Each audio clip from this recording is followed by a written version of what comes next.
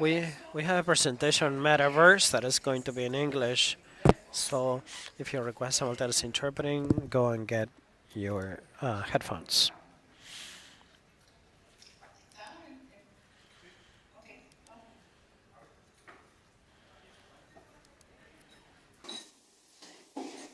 Kevin es Global Policy Campaign Strategist Director de Meta. Él está en Canadá y nos va a dar una presentación sobre metaverso. Hi, Kevin, are you there? Hi, Hello, Kevin. can you hear Good me? morning. Good morning from Buenos Aires, Argentina. Thank you very much for being with us today. I know you're Thank in you. Canada, so the time is not very bad for you, or you're in the West Coast? No, today I'm in Montreal. It's perfect. Oh, that's fantastic. Thank you. Thank you very much for joining us. I was explaining to our fellows that you're the Global Policy Campaign Strategist Director from Meta. Thank you very much for joining. Meta has been a contributor for many years to as a sponsor, and also with very interesting content to our program of activities. So welcome to our last day of the school this year. This is the 16th edition of our school. We have been organizing it since 2009. And you are very welcome to make your presentation to our fellows. We have fellows from all Latin America and virtually from all over the world. So the floor is yours. And thank you very much for being with us. Well, thank you very much, and thank you for having me. I just want to make sure that everybody can see the presentation, which will be coming up, I think, shortly. Do you want us to show it, or do you want to share it from your... Oh, no, yeah, I think you will be showing it. Okay, on your side, we already have projecting. it, so we will show it. That's, Oh, there we go. Can you, it's on the screen now. Yes, perfect. So if it's okay, I'll go through my presentation, and then I'll ask somebody to just change the slides when I'm ready, if that's okay. Okay. Él nos dice cuando cambia. Good, thank you. Gracias. So thank you very much. As mentioned, I'm Kevin Chan. I'm a policy director at Meta, and I get to spend a lot of my time these days thinking about the future of the internet, and specifically the metaverse and artificial intelligence. And so I have a presentation here that I'll take you through, but I'm hoping we'll have some time afterwards for a bit of a Q&A, if that's possible. I would love to engage in some back and forth with the audience, even though I cannot see you, but I think you can see me. So I'm going to try to do that with you all over the course of the next few minutes. So maybe onto the next slide. Just wanted to give you a sense of what we are looking at in the future. So really, we were building the next computing platform, a platform that is going to be much more immersive in nature. So we're talking about, imagining being able to stand on the streets of ancient Rome, visit the local markets, and really see what life was like, some 2,000 years ago. We're talking about visiting a virtual planetarium with students from all over the world, transporting, beaming up to a starship, going on a spacewalk. We're looking at taking a view of a 3D image of a human heart and being able to manipulate it with your hands, to practice surgery or just to study anatomy. And we're talking about wearing glasses that are connected to the internet and powered by AI, that allow you to ask it all sorts of questions, get information, get guidance about the world around you. This is the future of the internet, and in some respects, it's already part of the suite of products that Meta is already building. And I want to take you through some of the new innovations we've had in the last 2 years, and explain to you why we see tremendous value in this and why we think that a broader ecosystem also sees tremendous value in what we are building. So the next slide, please. So as I mentioned, really the two long-term bets that we're making here are on the AI and the metaverse. Each of them took significant steps forward, I think, in 2023 and 2024. And importantly, they began to intersect. They began to come together. And perhaps one of the best examples here is the Ray-Ban Meta smart glasses that were released.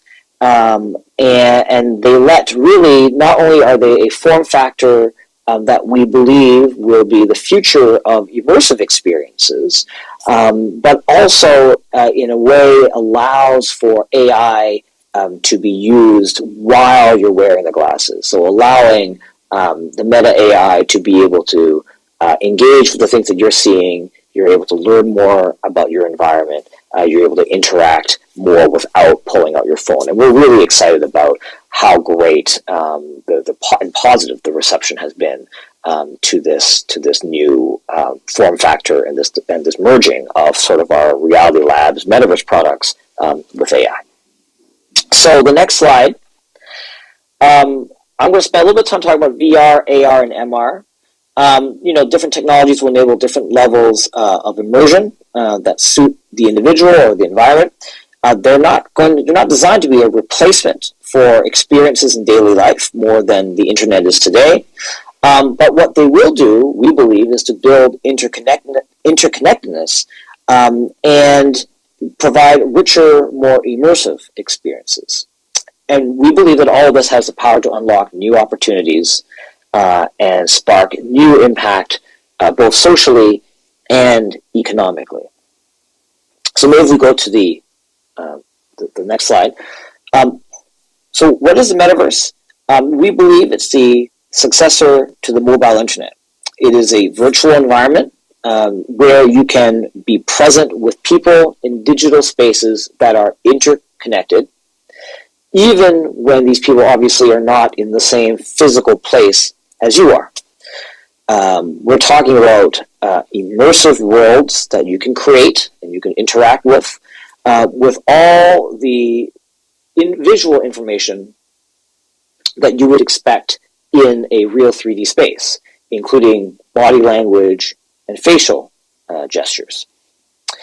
And really, the defining quality of the metaverse is a sense of presence, like you're actually in an embodied internet, and in a way that is persistent, meaning that the virtual environments persist whether or not you're in them or not, and when you go back into the environment, it is exactly as you left it. Maybe the next slide, please. Just to give you a sense of the timeline for all of this. Technology has evolved tremendously. If you go back 50 years ago, we talked about site-specific computing in the form of mainframes. And then we kind of, in the 80s, moved up into this dial-up age of the internet. And by the 2000s, we were really looking at the mobile internet, access through smartphones and tablets.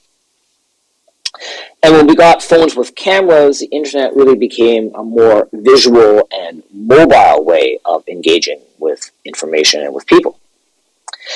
And so you can sort of see this progression, the media content getting richer and richer. And we believe that the metaverse, VR, AR, and MR are a logical evolution from this. It's really about a much richer media environment where you're actually immersed in virtual worlds that allow you to be more effectively engage and interact with people. So maybe the next slide, please. So I'm just going to go through quickly some terminology. Extended reality is really the umbrella term we use to refer to all real and virtual environments generated by computer graphics and wearable technology. So we're talking about the full range from augmented to virtual to mixed reality. And if we go to the next slide, we are really, here's an example of what virtual reality and mixed reality can look like. And some of you who probably already have headsets have probably already experienced this. But we're really talking about being really in an immersive environment where you feel immersed in it.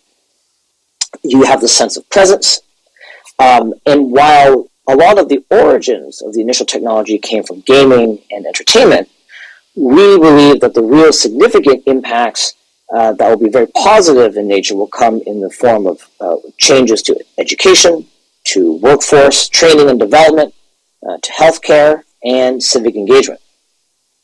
We're only, about 5 years into a 10-year or more journey, but actually there are already lots of great use cases already in existence, including in Latin America, which I will touch on in a moment.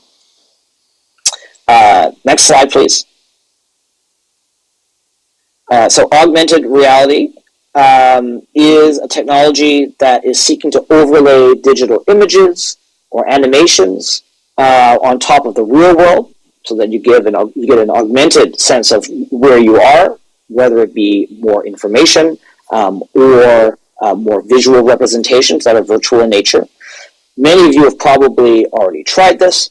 If you are shopping for furniture online, there's already applications that allow you to take a digital representation of the object you're wanting to buy, and you can kind of put it into your apartment or into your house to see what it looks like. So that's an example of AR technology.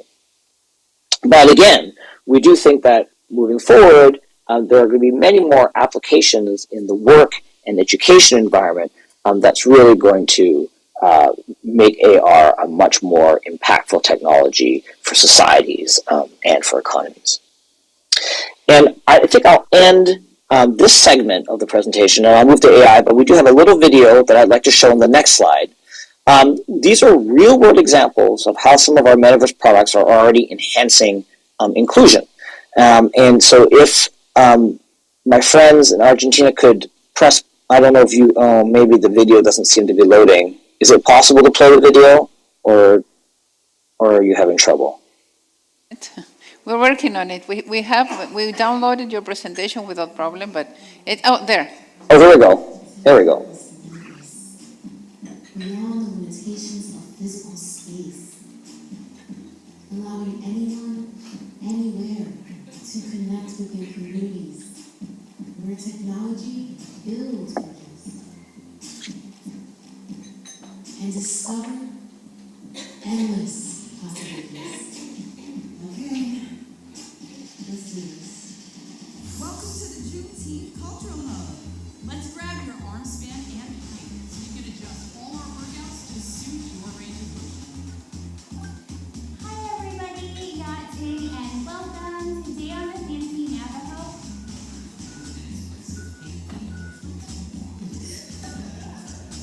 Chin down, eyes on the prize. You got this, athlete. When I use the Navajo experiences, it reminds me of my Tunoka, which is a celebration of Navajo womanhood. It's about being seen, being heard. The future is filled with worlds of possibilities, where everyone has a voice with the power to build community and bring the worlds closer together. That's the magic of innovation, and it's woven together by all of us.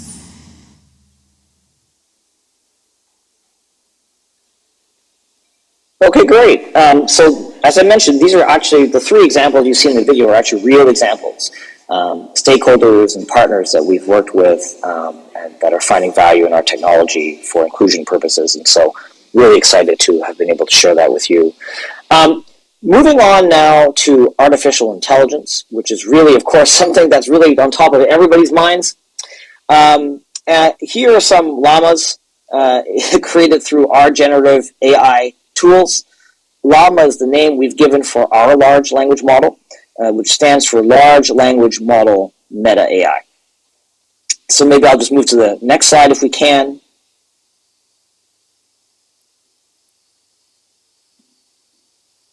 So at Meta, we know that people use our technologies to get closer to what they care about, connecting to family and friends and customers and new experiences. And we, of course, have been pioneers of AI for more than a decade. So it does help deliver relevant content and ads to people on our services. I've been doing that for a long time now. And it also helps ensure that problematic, prohibited content is identified and quickly removed. This actually relies on machine learning AI technology. But of course, more lately, we have been, globally, I think everybody, different companies have been talking about a new generation of AI technology based on foundation models, and most prominently these large language models that allow you to have almost real life conversations, you would think, with AI agents. And so for us, we're really proud to be spearheading an open sourced approach to large language models. We recently released the third iteration of our model. We call it Llama 3. And we think that this is going to be a very impactful contribution to researchers, to businesses, but also to the broader civil society as people take this model, which again we are open sourcing for free, that people can use, build applications and AI agents on top of. Maybe we'll just move to the next slide. And I think we can probably skip this slide and move to the next one.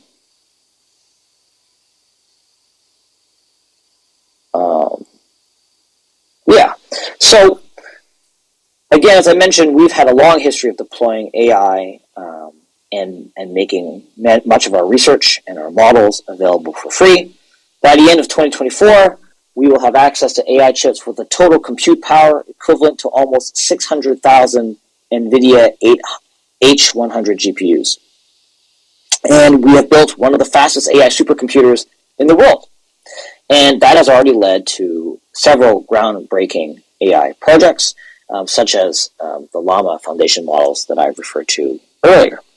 I want to take you through some of the performance abilities of our latest large language model, Llama 3. Maybe we can just go to the next slide. So there are just some benchmarking figures here compared to some of the industry standards, but you can see that even within the very first few weeks of its release, we're really, really proud of the performance of our Llama 3 model. And for those who are using it already to build applications and AI agents, we hope that you feel very, very good about its capabilities as well. Maybe we'll just go to the next slide if we could. Next one after that. And maybe the next one after that, please. Okay, great. Thank you. So I did want to spend a little bit of time unpacking why we are giving this model out to the public or the general public. And largely it's because we believe that building this technology and democratizing it not only has been consistent with our approach to AI for the last 10 years, but we also think it has tremendous benefits for society and for economies, and of course for our company as well. Let me address the notion of competition and innovation. It turns out that there actually aren't that many organizations around the world that can build a brand new high-performing large language model. And that's because, as I mentioned, it requires a lot of computing power and a lot of training data and a lot of resources to train. And so the idea that this is going to be a scarce resource, we think is challenging. And by open sourcing Llama, we're able to bring this to the rest of the world. And we think that people will then be able to take it and innovate and build on top of it. And that's good for innovation generally in the ecosystem, but we also think it's good for competition. The other point that we think that is valuable for open source technology is that it's good for safety and security. So when we release the model, we have done our best to make sure that we have a model that is secure and safe. But we always welcome scrutiny in this, and the best way to scrutinize the model and to provide feedback to us is to have the community build on it, which is what we're seeing, and we think that is in the longer term better to get to security and safety issues faster. And I would probably be remiss not to say that, of course, this is also good for us, because the same feedback loops that help make the model better, because it's open source, will also help us refine our technologies better. And of course, we do have AI agents that are built on top of Llama 3 that exist on our platforms. And when the community is engaging with our open source models and making them better, that feedback comes back and allows us to also improve our offering to people who use our products and our services. Maybe the next slide, please.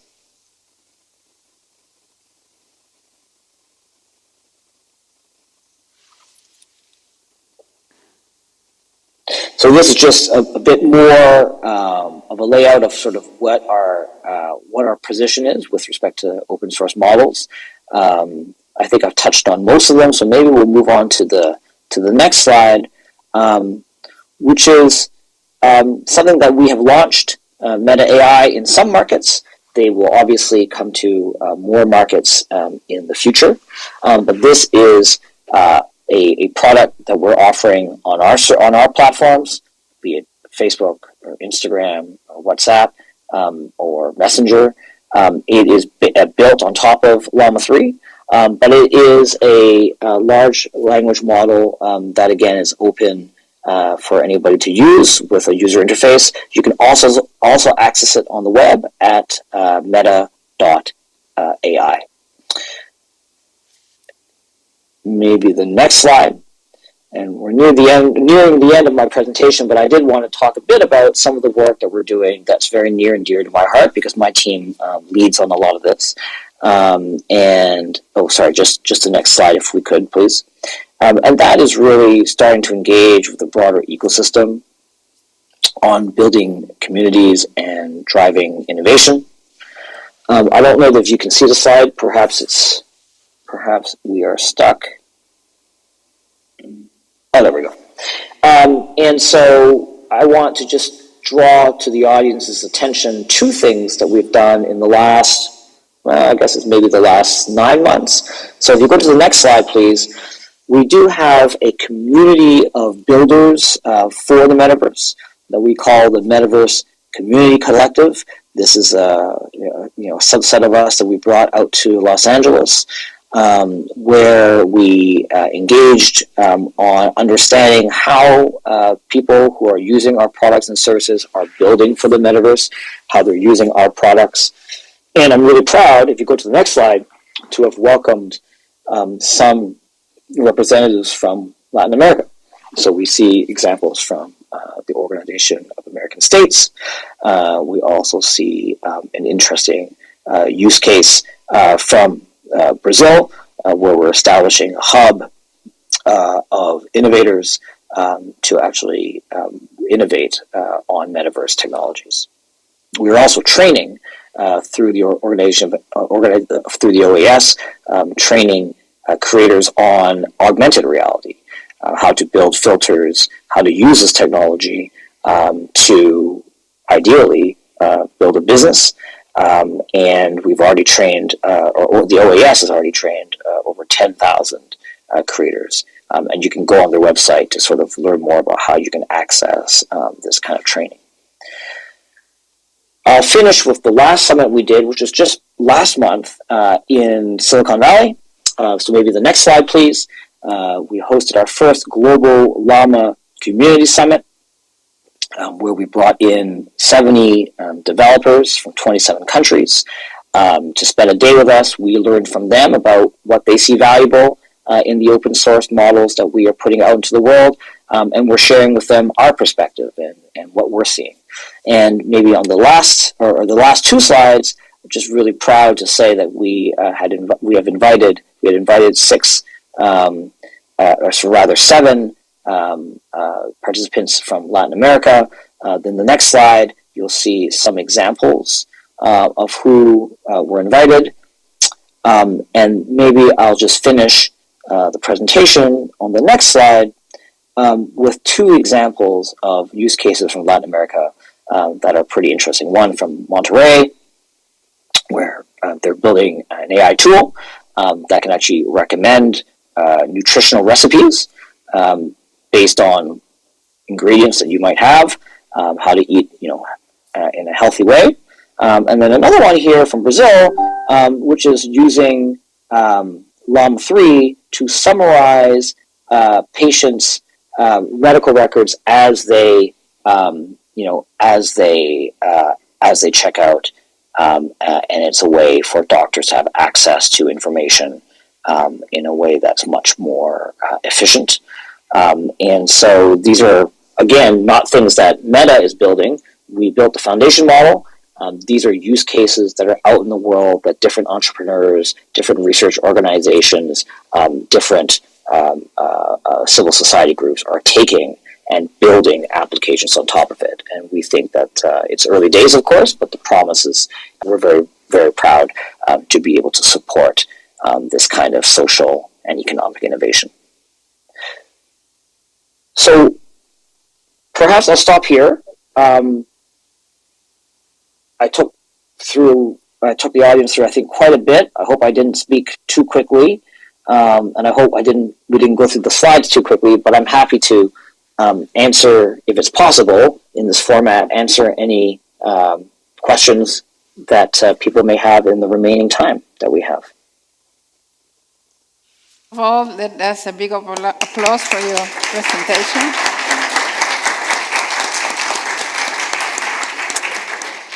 We have many hands up from fellows here who want to ask questions. Oh. But in the meantime, as I get my roving microphone, let me ask you how they can engage with this group of developers that you have just mentioned. And if you can refer to a website or somewhere where they can. We have many fellows from Mexico, Brazil, Argentina, Peru, Bolivia. Well, that's a very good question. I mean, I don't know how many people are there. Maybe a lot.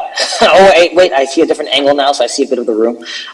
Look, I think it would be perfectly fine if you want to send an email. I'll just offer this, and then I can connect people to the right people to meet with, I guess. If you want to send an email to me, my email is Kevin, Kevin, SK.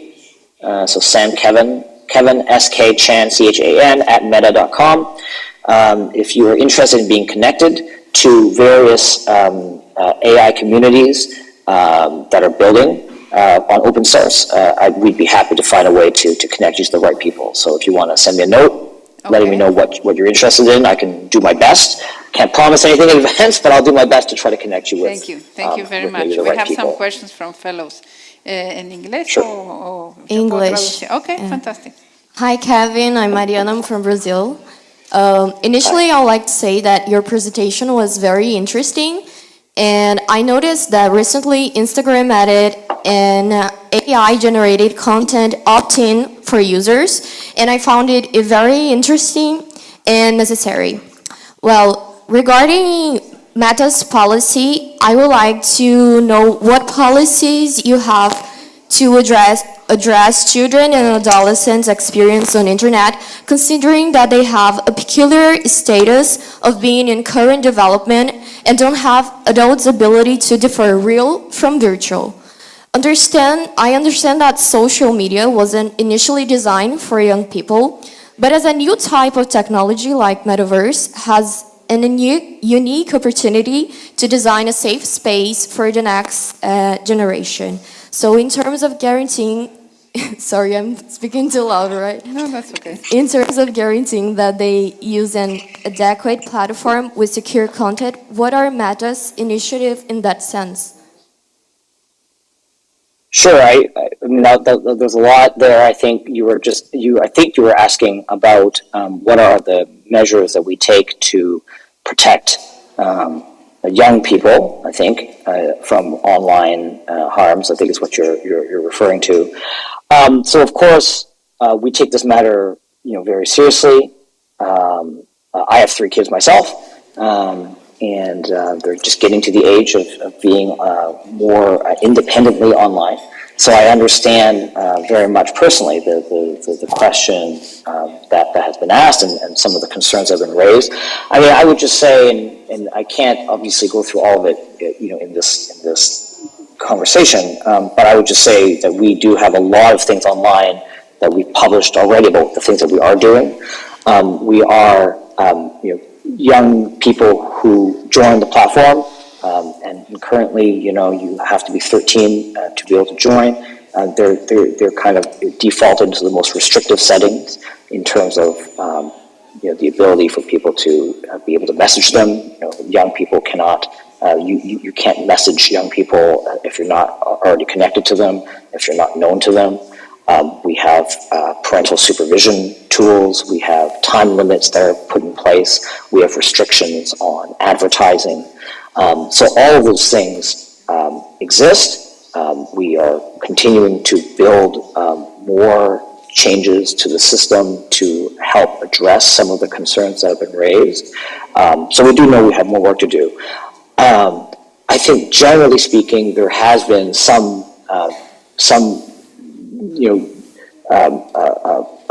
points that have been raised about the appropriate age to be online and on certain platforms. I think there's been questions about age verification, and I think on those things, those are all very legitimate questions as well. I think our sense is that perhaps the most privacy protective and most industry standardized way to do it is at the App Store level. So ensuring that when people buy a phone, that there are really 2 gateways, if you think about it, to the mobile internet. One is the iOS one, the other one is the Android one. I think increasingly, the view in the way to do it properly is rather than have apps do this one by one, and some people may do it not in a great way, some people may not.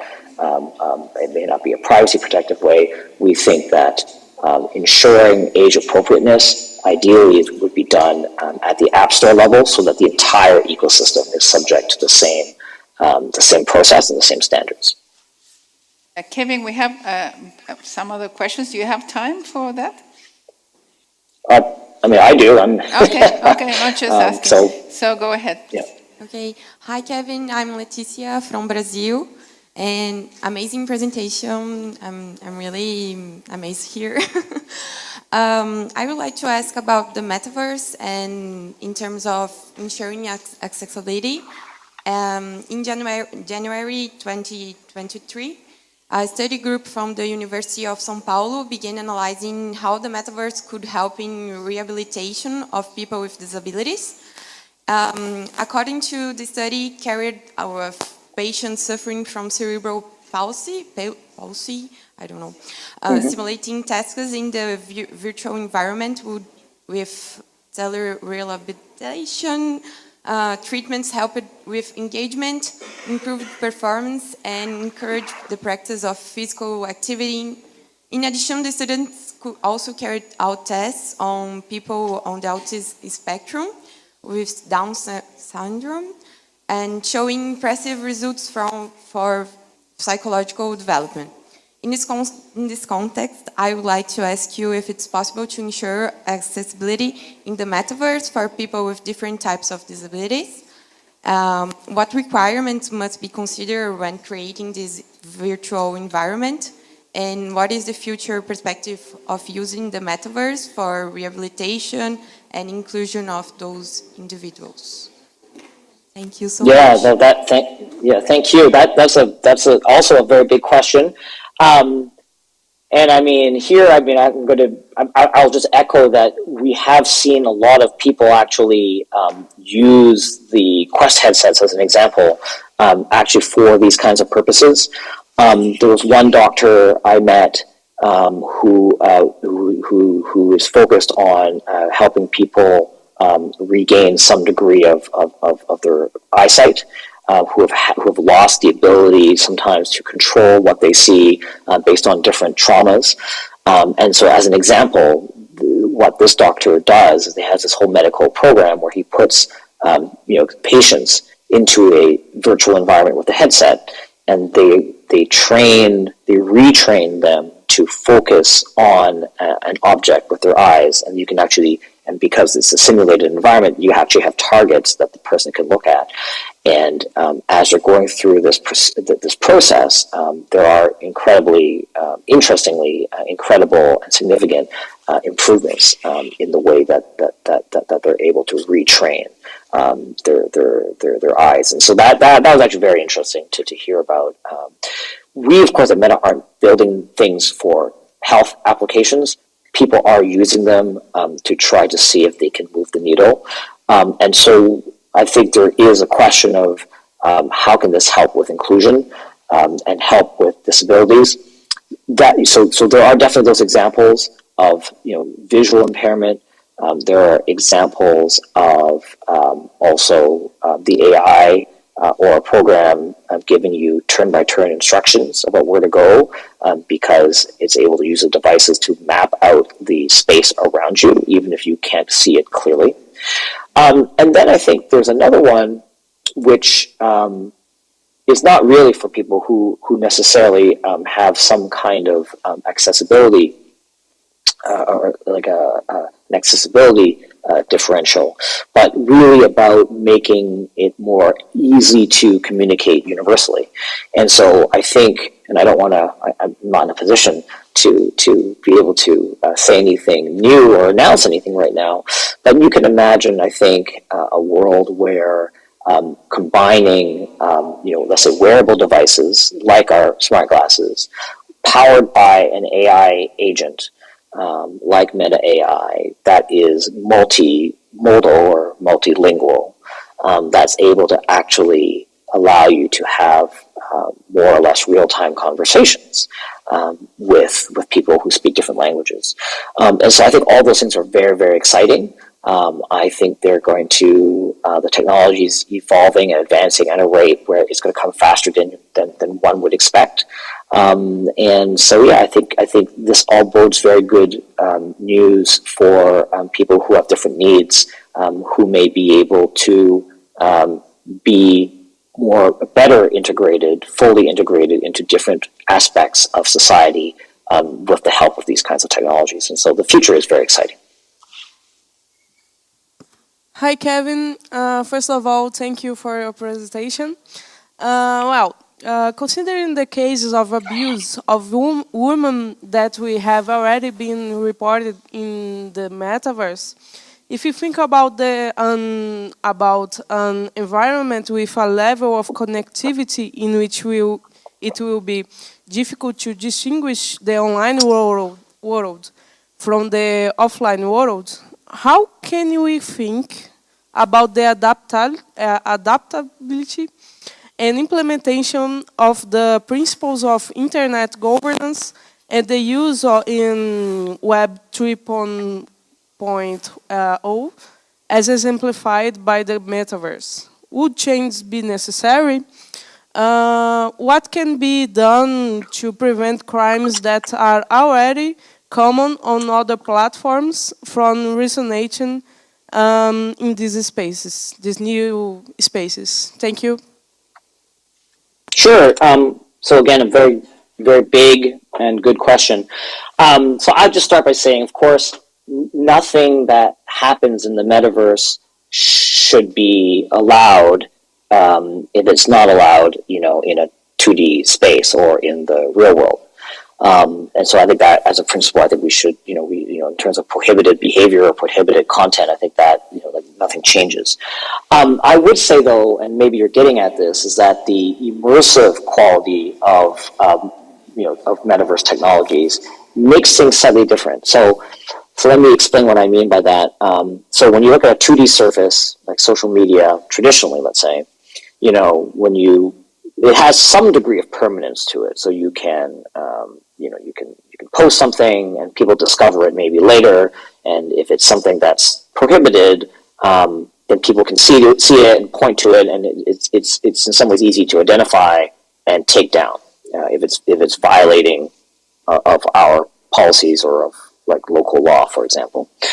I think it's slightly different in the metaverse, where a lot of your interactions are actually synchronous. They're actually happening in real time, and so it's very similar in some ways. It's more similar to a real world interaction. And so there, we've actually, again, I think all the existing rules apply, but we also have created some product features that try to help mitigate against some of the challenges in a more real world environment. So in our own platform, Horizon Worlds, we do ensure that there is by default a bubble that exists between you as an avatar and people near you. So they actually can't get, and I forget, you'll excuse me, but I don't remember the exact distance limit that we placed, but they actually can't get closer to you than a certain distance. There are also, there's a panic button really that you can press that kind of takes you out of the world if you are reporting features that we enable for people to report others. And so those are kind of the things that we've been looking at to really get at not so much the content, because again, it's not permanent. You're not leaving something somewhere for someone to discover.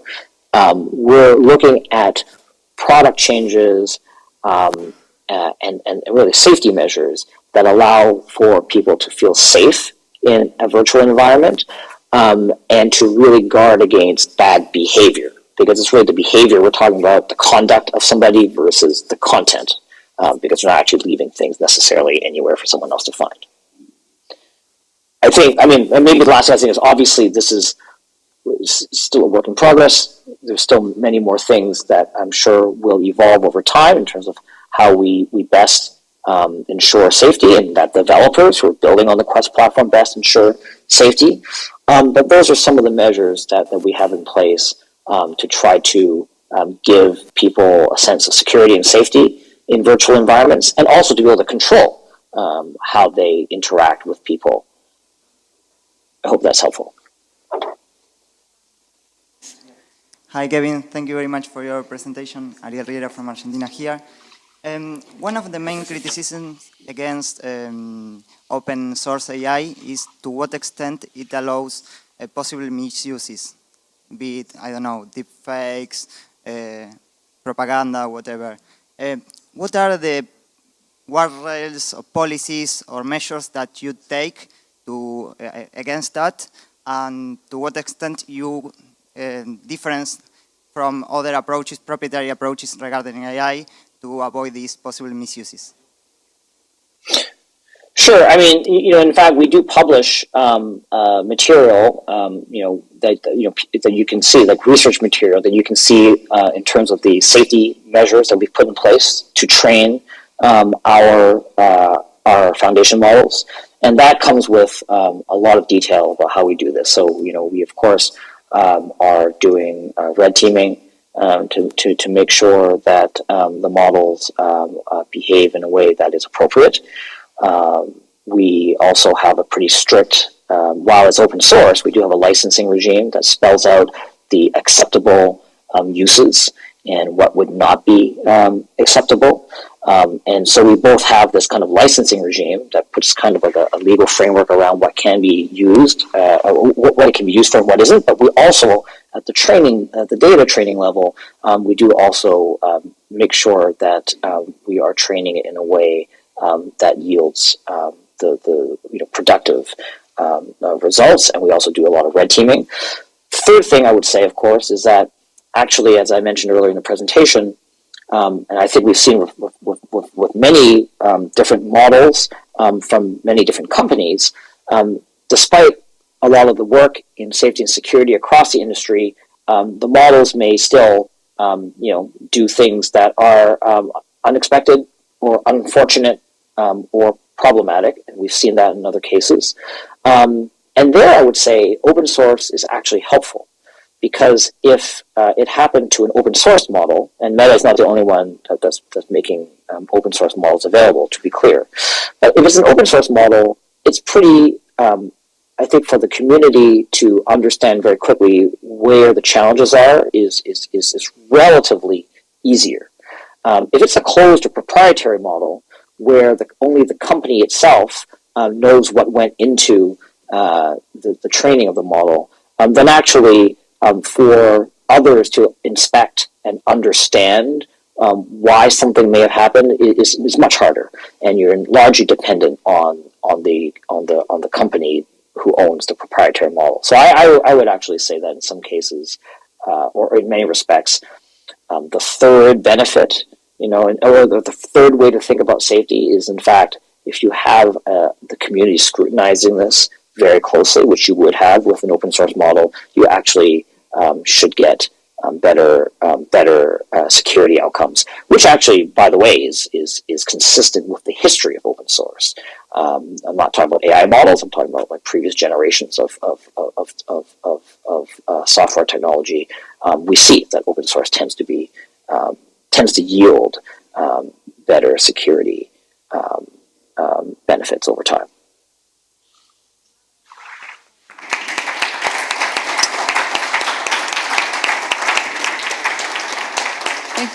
Thank you very much, Kevin, for sharing your knowledge and your thoughts with us. Sure, I didn't hear the clapping, but I saw people clapping, yes, so I think maybe my time is up. We were clapping again.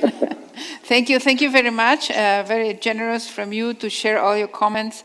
Thank you for the questions, by the way, very good ones from the fellows. And thank you for joining us, and have a nice day and nice weekend, and we may meet somewhere in the world or online. Thank you. Thank you very much. Bye-bye. Thank you so much. Thank you for the invitation. Bye.